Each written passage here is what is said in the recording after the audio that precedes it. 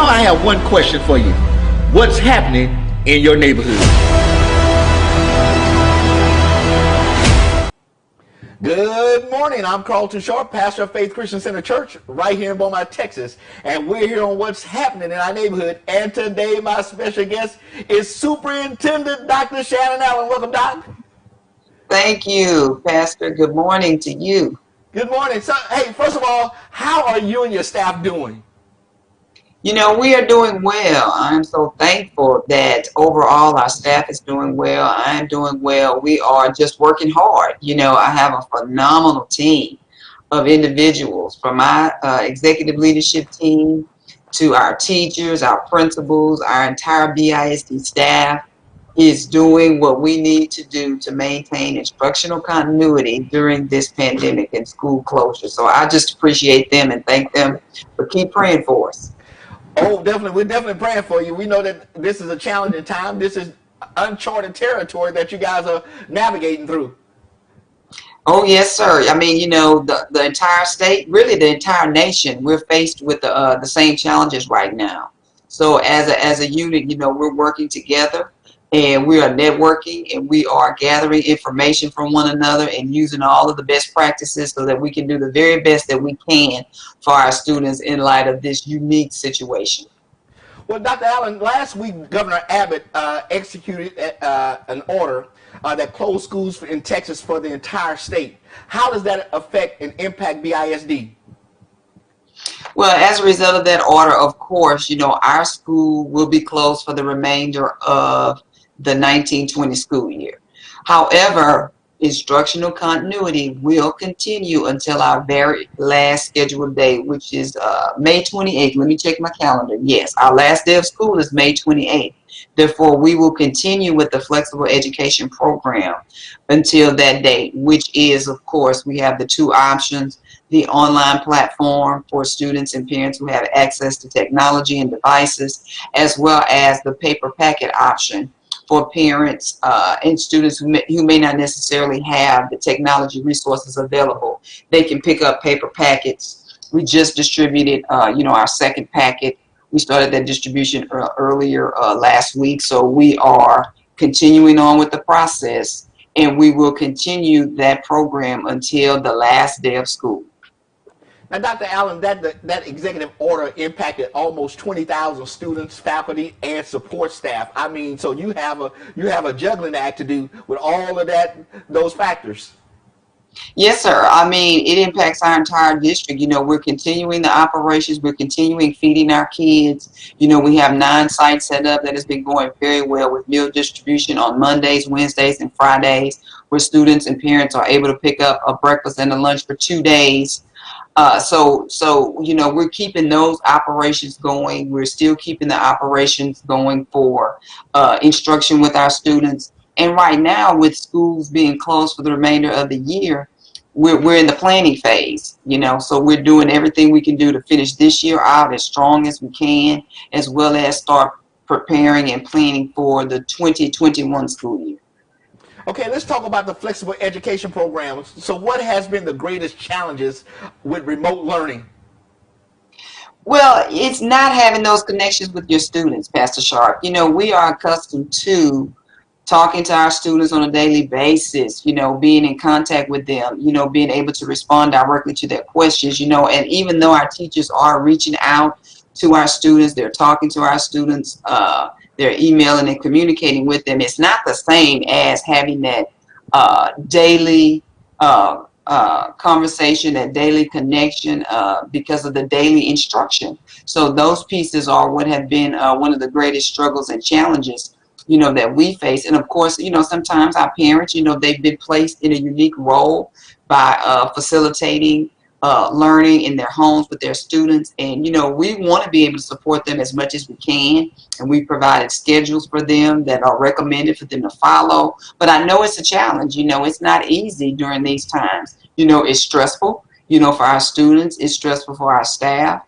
It's stressful for our parents, you know, so juggling all of those things right now has been a challenge for us. But at the end of the day, we're going to be better. We're going to be stronger. We're going to be better equipped to move into the 2021 school year. So some parents may be asking, does my child have to do both the online and the paper packets? No, that's an excellent question. And we are asking that parents pick one avenue and not toggle or go between the paper packet option or the online option. So pick one platform and just submit students' work via that one platform. So you definitely don't have to do both. Some parents may wish to have students, do additional work and assignments, but it is not a requirement that you do both options. Okay, another question that they may ask is, what if my child complete either the online course or the paper packet quickly? What do we do then?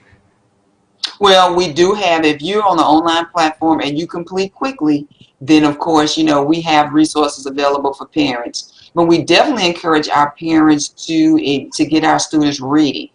And there's so much creativity in the home to participate in drawing and, art type activities. Make certain, though, that you get those students reading. If there's ever any additional time, please let them read. But I ask that parents, stagger the work, that they follow maybe the recommended schedule, because we don't want to overload our students. We know we have many gifted students, but at the same time, we want to pace them so that they're not given so much work. If you get a 2-week packet, parents should not be giving that 2-week packet for the students and telling them to finish the entire packet, in a day or in 2 days. They need to space out that work so that it can, to give our students a break so that they can transition and so they don't get frustrated. Okay, well, let's go the opposite direction. My child is having some challenges completing the packet in that 2-week period. What should I do? Well, first of all, reach out to that campus teacher. That's one thing. Our teachers are still available. So we want to make sure that our parents do understand that they can reach out to teachers. They can get on Parent Self-Serve. They can email teachers directly, and the teacher will contact them back if they're having a struggle with the student actually completing the packet and maybe they need additional time. Then that's something that can be worked out for those individual students. Okay, what if a parent decides that, hey, they want to try the online course? You still have the T-Mobile Empowerment Education Program. Is the technology still available for me to pick up? Yes, if a parent did not receive or if a student did not receive the hotspots, and they are mobile hotspots, every student in BISD qualifies to receive one of these hotspots, which will enable Wi-Fi to be in the home. If they did not receive that prior to, we had started distribution of those Wi-Fi hotspot devices prior to spring break. If they did not receive one, they still can receive one from their campus. They are still available on distribution days, which are Wednesdays and Fridays. They will be able to go to that campus and pick up one of those mobile hotspot devices. That is, and they can use it for their cell phone or for a computer, so that students can have access to internet. Now, if a parent have multiple children that's in the district, they only need to pick up one Wi-Fi, correct? They only need to pick up one. However, there is one assigned for every single student. So every child would have a device, so they can pick up one from each campus that the child was that their children are assigned to. Okay, Dr. Allen, you also implemented the feeding program for our children in the district. Has anything changed with that program?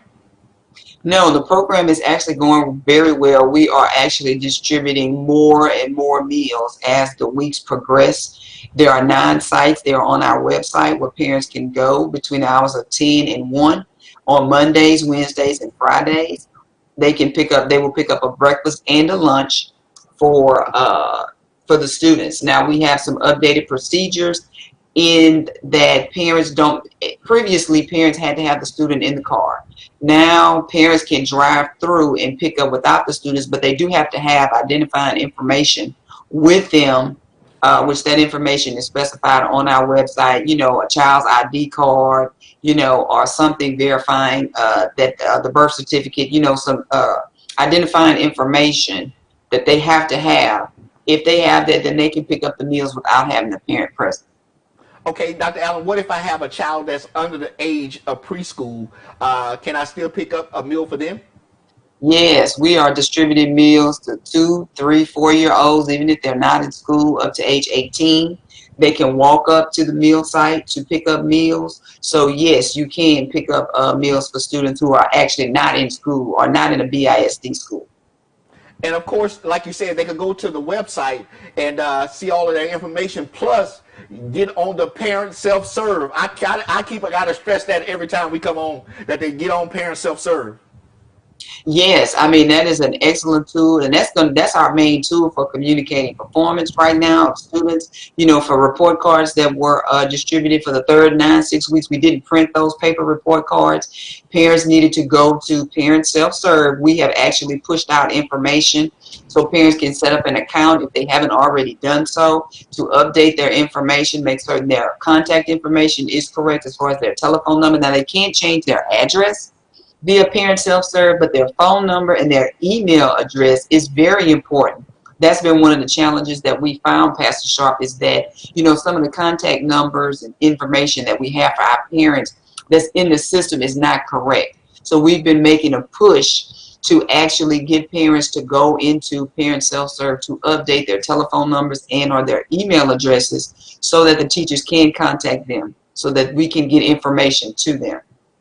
Well, that's good, Dr. Allen. That's good. Now, hey, what about the STAR testing this year? So STAR testing, as you know, was suspended this year by the Texas Education Agency. So students will not be taking the STAR test this year. So that has been suspended. So, you know, we're still moving forward, you know, with making decisions on students for graduation. You know, it's actually an opportunity for more students to qualify to graduate this year because they can actually, if they missed one or more assessments, they can now, more students can graduate by individual graduation committee. They can do a project. So we have more students who will actually qualify for graduation. So we're happy that we can offer that piece to our students. Now, mentioning graduations, you know, have you made a decision on how and where the graduating classes of 2020 will be graduating from, and also the class rankings? Well, of course, class rankings and GPAs, you know, they're set based on the first, second, and third 9 weeks. So we had fully completed those 9 weeks prior to COVID-19 and the school closure. Therefore, those rankings will be released, I believe, next week for all of our schools. So that will stay and remain consistent. For our graduating seniors, you know, this is the main priority is for them to get that diploma. You know, we are focused on contacting those kids and making certain they meet the requirements to earn all their credit, complete any projects they need to complete so that they earn their diploma. Of course, we want to offer a graduation ceremony to our students, but right now with the current orders of not having large social gatherings, you know, we don't have our any graduation dates scheduled per se. I mean, we do have a commitment to ensuring that we have some type of graduation ceremony for our students, but all of that is really contingent upon the executive orders that we receive, you know, from our president and then from our governor, and then of course from our county judge on being able to house public events where you have numerous individuals present. So we're still exploring some alternative opportunities that may be available to see what they would look like. But of course, we definitely want to honor the graduating class of 2020. But I still want to make certain our students stay committed to actually earning that diploma, because at the end of the day, the 13 years of education was about the diploma. So we're encouraging them and trying to do our best to motivate them to continue on to get that diploma, because they will get those diplomas, you know, right at the end, as soon as we finish the school year, even though we will not have had a traditional graduation ceremony at that time. Overall, are you seeing the kids participating in the online and or the packets? You know, right now we have a lot of students participating in the packet distribution. You know, more high school students are participating in the online opportunity than the paper packet. On the elementary level, more students are participating in the paper packet option than the online. So it's different for you know, our different levels. Now, you're also doing online for your special education program. Is that correct? Yes, you know, we are still meeting the needs of our special education students. We are still hosting virtual arts, you know, for parents because no deadlines have been waived, so we're still moving forward. You know, offering our kids the services based on their individual education programs as determined by that art committee. You know, our teachers are working and reaching out to our students individually, and we are still providing, you know, the services that are required for each individual student. Now, none of your campuses are open to the public right now. You're still doing deep cleaning on each of those campuses. Is that correct? You know, our campuses are not open. That's an excellent question. You know, we have minimal persons on those campuses. On distribution days, we have small teams that are working outside to assist with distributing packets on distribution days. And then we have our cafeteria staff working in those identified sites to prepare meals for all of our students across the district. So right now, parents cannot just come up to the campus to unless it's a distribution day and they're coming to pick up a packet, or if they've made arrangements and they're picking up one of those MiFi devices. But our buildings are pretty much closed. Okay, we got a couple more things to ask. What about summer school for this year? So summer school is going to be virtual. We are in the process now of planning what that will look like. We are analyzing data, you know, from the first semester and the third 9 weeks to determine, you know, which students will need summer school. Of course, for our elementary schools, we have that Title I summer program. And then for our secondary schools, we have credit recapture, where students can go in and recapture a credit from a course that they failed. So we are currently in the process of planning what that will look like. But we do know that it will be a virtual summer school. Students will not be coming into a building in order to attend a summer program this summer. So we'll have that information in the next few weeks, and we'll be pushing it out to parents of those students who qualified and who are required and expected to participate. And even though we're in this pandemic, you still have to prepare for next year. So what will next year look like? You know, right now we are preparing in both avenues. You know, we're preparing for a traditional, you know, 2021 school year, you know, where we can come back together. And then we're also preparing for, well, what if we're still in this situation, or if we get a second wave? So we're really trying to increase the number of devices that we have. You know, our board recently approved a purchase of 5,000 Chromebooks that we're going to continue to distribute to our students, so that ultimately with the MiFi devices, and if we can continue to accumulate more Chromebooks, we can go to a one-to-one in the near future, so that if this happens again, all students will have devices in MiFi, so we can quickly continue with that instructional continuity. So right now, I mean, we're hoping and praying that next year we can come back into our buildings and come back into our facilities and see our kids. You know, the best thing about what we do is we get the opportunity to see, touch, feel, and love kids, you know, and take care of kids and educate kids face to face. So hopefully we can do that, but we are working on plans in the event that that is not an option for the beginning of the school year, with trying to start one-to-one devices for our kids. Now, how many devices does the district currently have right now? Well, you know, every campus has devices. So we started out with the T-Mobile grant, putting devices in the hands of ninth graders. So we had purchased enough devices for all of our ninth graders. With this additional purchase, we're going to try to, we're working with the committee actually to determine how we're going to distribute those. And then I'm still trying to identify additional funds to purchase more devices as they are made available, so that we can, you know, over the course of the fall of next year, you know, put devices in students' hands. I don't have an actual count on the number that we have, but every campus has, you know, a certain number of devices that they utilize for remediation, for instructional purposes, for the various programs that the district has, and of course for testing when we're in our testing season. And I'm sure the employees of BISD thank the board and yourself for continuing to fund them in this time of crisis.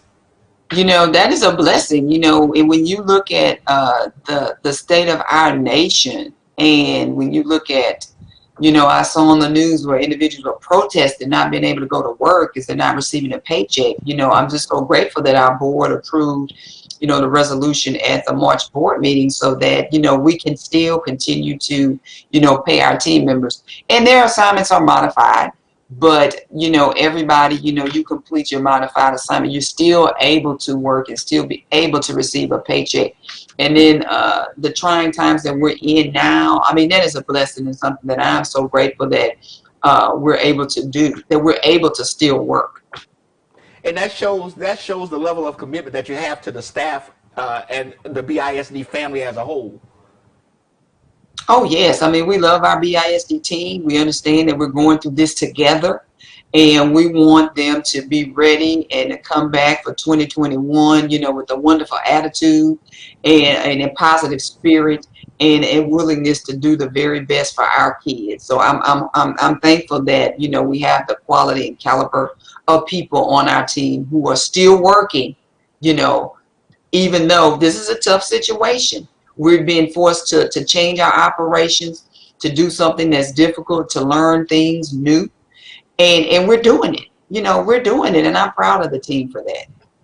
Well, Dr. Allen, I want to thank you for taking the time today to come and share with us on what's happening in our neighborhood, to give the community an update on what's going on with our school district. Is there any final words you want to say to the parents who are watching today?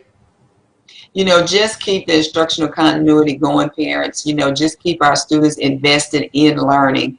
We're working toward our plan for next year and how we're going to, try remediation for our students, because we understand that you're doing your very best.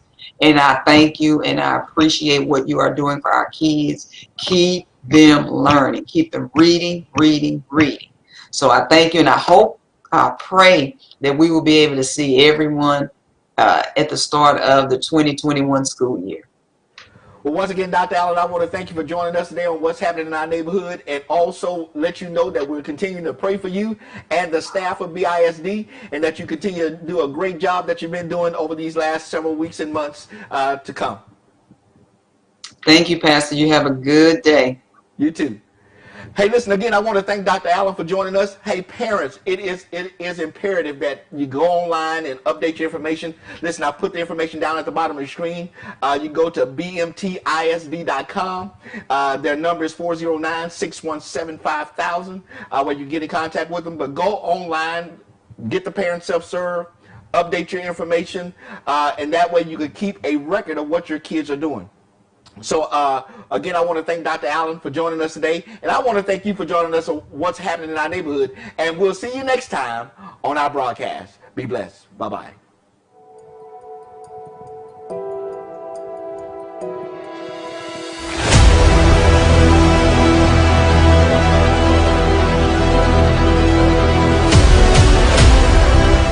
Now I have one question for you.